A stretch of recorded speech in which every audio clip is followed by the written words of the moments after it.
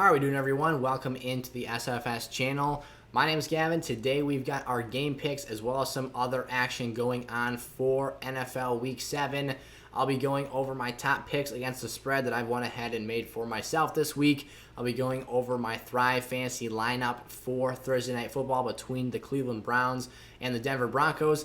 And then I'll be getting into my game picks where I'll be breaking down each and every performance and matchup for Week 7 here and trying to improve that record from where it's been at so far this season. So a lot to cover today. We've got a lot of NFL content to talk about. It's not wasting time. Let's hit the intro and get straight in to our picks and today's episode.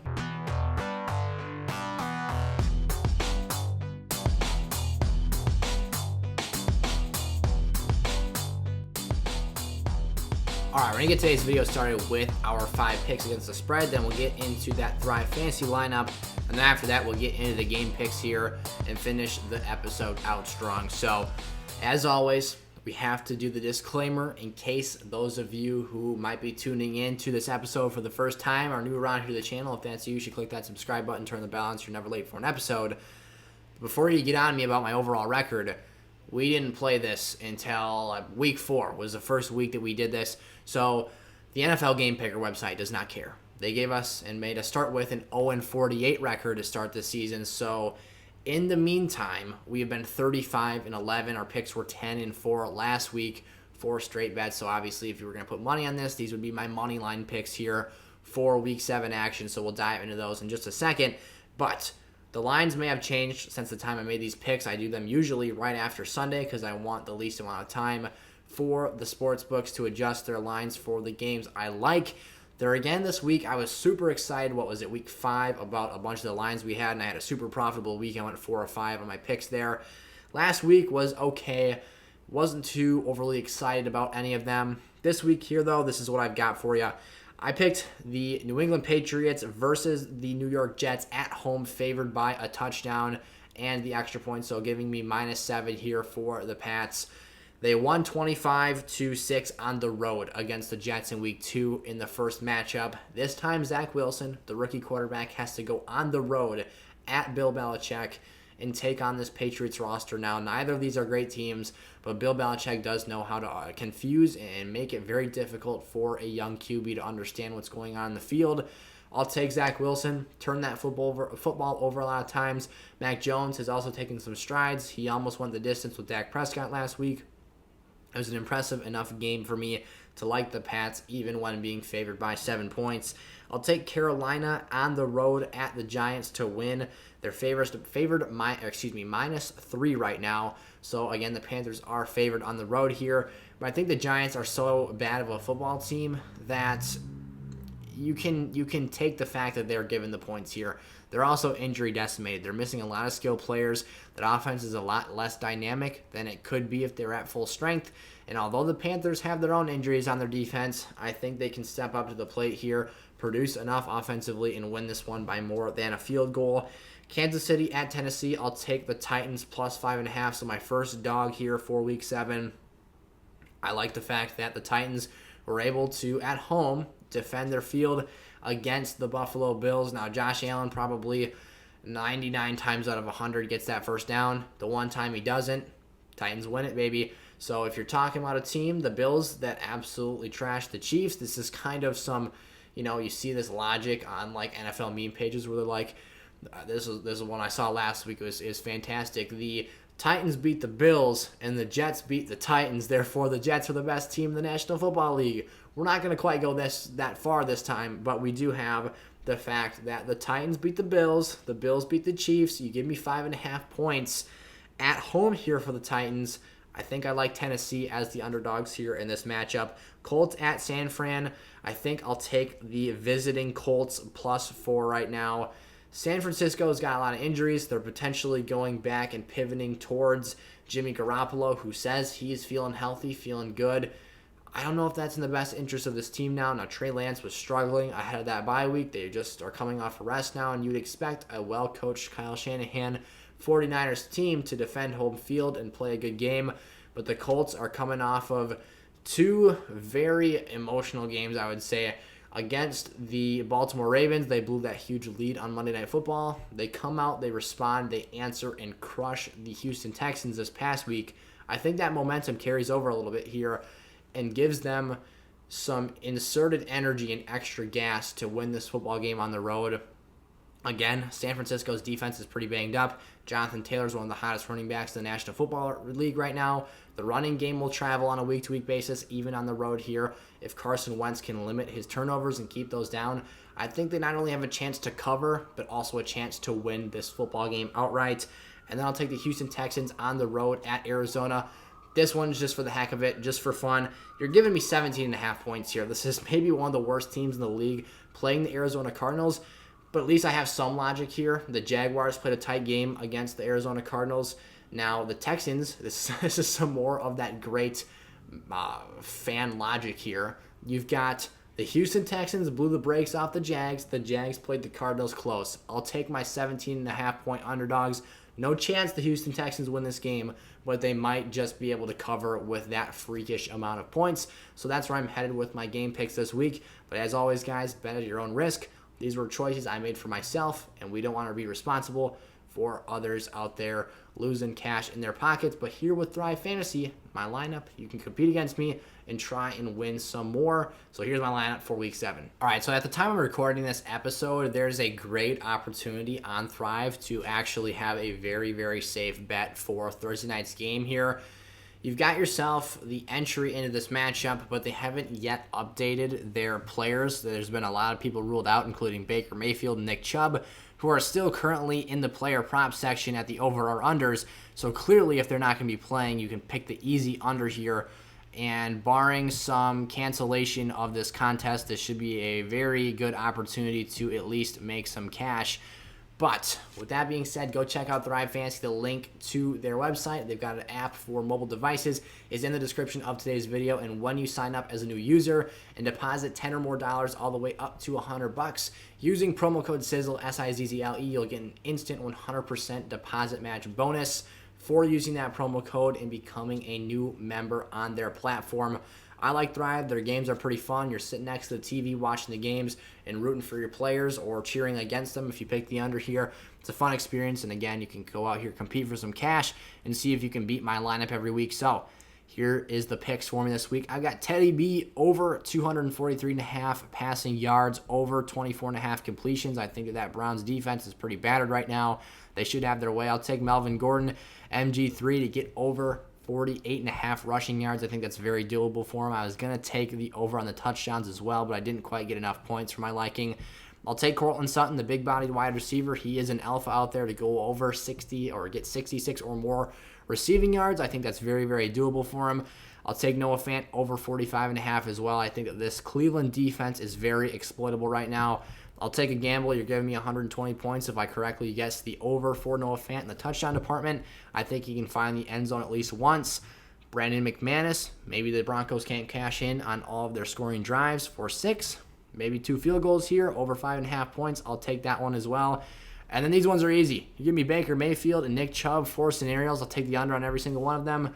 Neither of those guys will be out there. Now, there's a very good chance that by the time you get to this, because I'm recording this the night before, that you're likely seeing this video, but if you can jump on this and pick the unders for Nick Chubb and Baker Mayfield, those are guaranteed points. You're going to get those because they are not going to be playing the game because they're hurt, they're out, they're injured. So I don't think Thrive would cancel their contest all out and completely, so you are reducing the amount of other correct picks you need to make to potentially win the cash prize, which there is a pool of 15 grand in this pot for this game mode for today. So check out Thrive, guys. That was my lineup, and we will check this out next week or on Monday Night Football for our next primetime game. All right, back to the game picks now. So we kind of talked through some of these already, and we will cover those quickly. We've already got limited matchups because of those bye weeks here. Denver at Cleveland on the road. I got to take the visiting Broncos, even though they are currently still dogs in Vegas. Cleveland's down to Case Keenum at quarterback. You're down to your third-string running back. It's going to be a tandem of Demetric Felton and D'Ernest Johnson. Wow, geez. I don't know. Cleveland's a rushing powerhouse team. They want to control the tempo of the offense and run the football like crazy. You're not going to be able to do that in this one, especially being down some offensive linemen as well who are key pieces, and you're missing some defensive players as well. I'll take Denver. They've been embarrassed and exposed the last couple of weeks. Atlanta at Miami.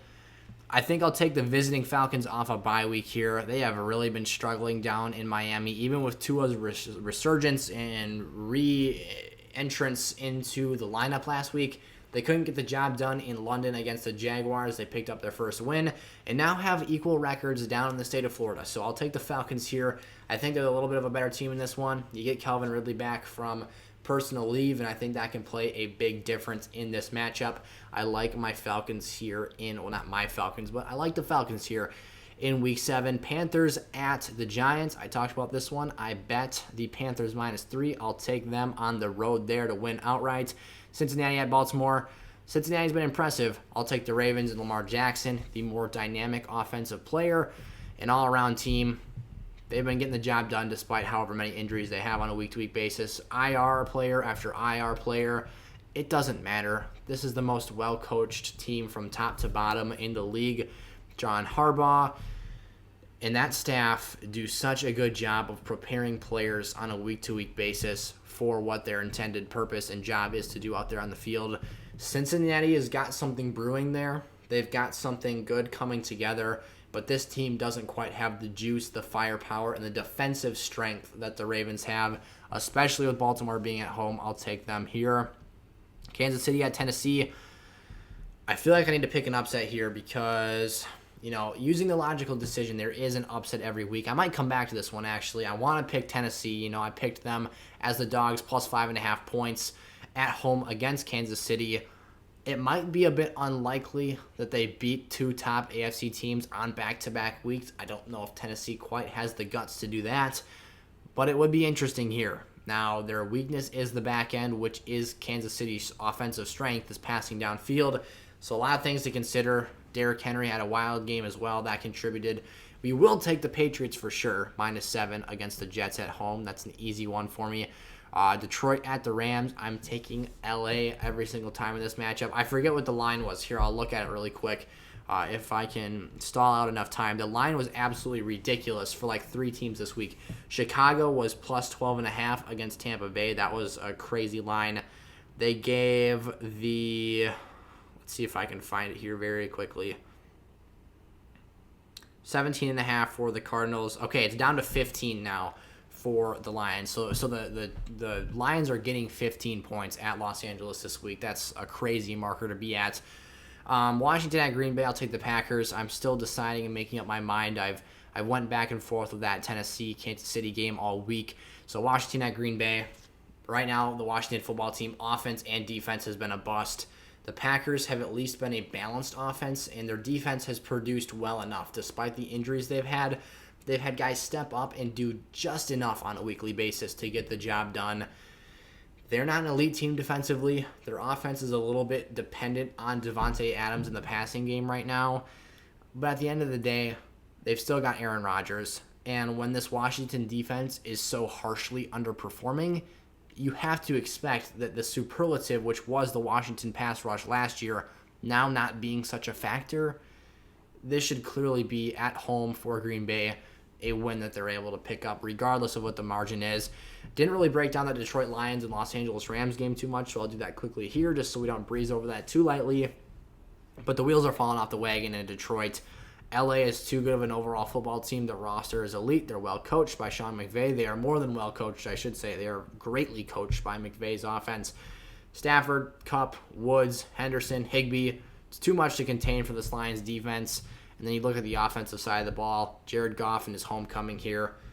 He just doesn't have the it factor. He won't be able to face the music and step up to the plate. Philly at Las Vegas. I will take the Raiders here. 4-2. Called them out a little bit. Didn't expect them to win in the absence of John Gruden. I thought that would be a tough transition.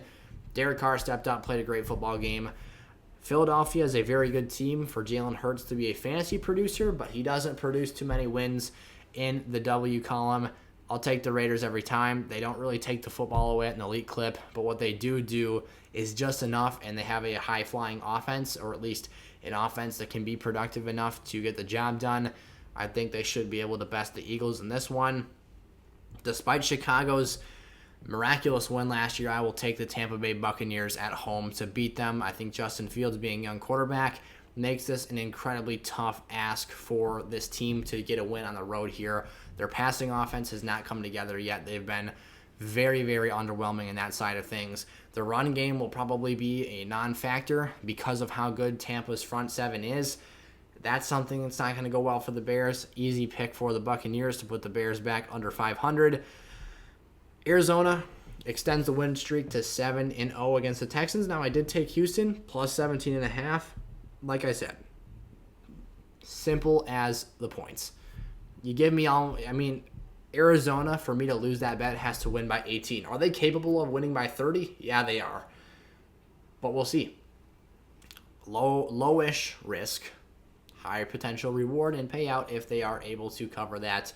So I like the Texans as underdogs this week to cover, but they aren't winning this football game. Kyler Murray, DeAndre Hopkins, Christian Kirk, AJ Green, Chase Edmonds, James Conner, they have way too much offensive firepower for this Texans team. And then even with the Cardinals not being an elite defensive unit, they are not going to be pushed around by the Texans by any stretch of the imagination. In this game, it could get ugly. I think it'll be a little bit less exciting than we think it'll be from the Arizona side. That goes back to why I picked the underdog Texans to cover, because I think that at least David Culley has this thing buttoned up somewhat. Now, they did just get absolutely stonewalled by the Colts last week, but division games almost have a little bit of a different feel, if you know what I'm saying here, in terms of the expectations for... Now, we did expect the Colts to win that game. That's not the point I'm making here. But the expectations we have for in-division games always tend to go a little bit differently than what we thought would be the case. The teams know each other better. They have a better understanding of personnel, game plan, preparation. So those games are a little bit more unpredictable in that sense. But again, we're taking the Cardinals straight up here in an easy pick. And then the Colts and the 49ers. We took the Colts at the +4 as the underdogs at San Francisco. I think they have the chance to win this game, but for the straight-up winners, I will take San Francisco. If we're going to go points here, say a 27-26 ball game, just being the fact that they're at home, coming off a bye with a great offensive mind and head coach, I think the Colts can really keep this one tight, but I wouldn't be shocked to see San Fran pull this one out very, very late. And then New Orleans, Seattle, it's an easy one for me. I'm taking the Saints.